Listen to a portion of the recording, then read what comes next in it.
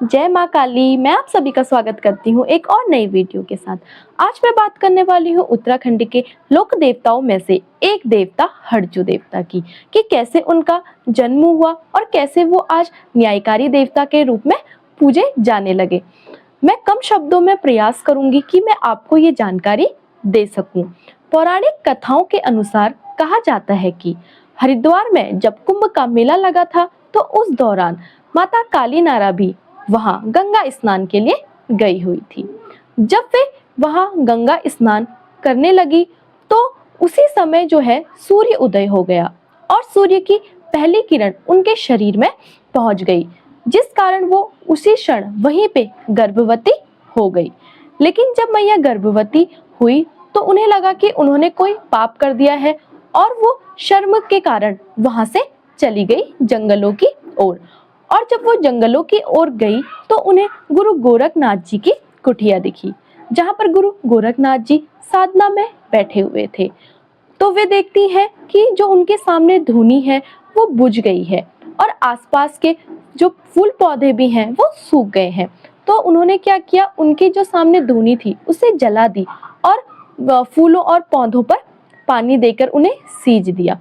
और जब गुरु गोरखनाथ जी अपनी साधना से उठे तो उन्होंने देखा कि धूनी जली है और जो हमारे पौधे हैं वो खिले हुए हैं।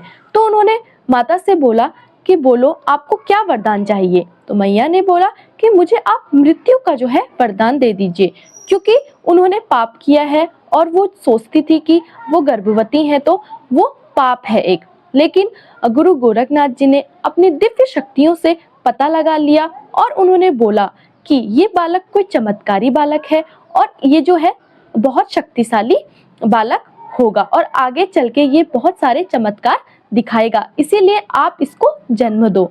इसीलिए माता ने गुरु गोरखनाथ जी के कहने पर उस बालक को जन्म दे दिया, जिसका नाम जो था हरिचरण पड़ा था। इस बालक का जो जन्म था वो बाई कोहनी से हुआ था, इसीलिए ये एक चमत्कारी बालक के रूप में जाने जाते हैं।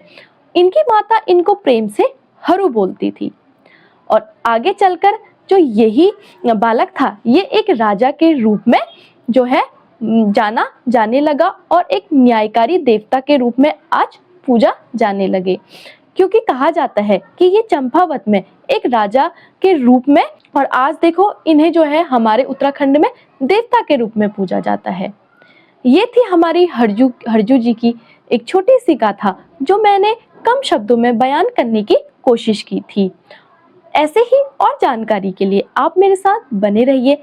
इसके बाद मैं एक नई वीडियो और लाने वाली हूँ, तो कमेंट में अगर मुझसे कुछ गलती हो गई हो तो जरूर लिखना, क्योंकि देखो जानकारी छोटा हो या बड़ा अगर किसी से मिल जाए तो उसमें कोई शर्म नहीं है। आप मुझे जरूर बताना कि आपको ये पौराणिक कथा कैसी लगी और कमेंट में जय हरजू देव जरूर लिखना।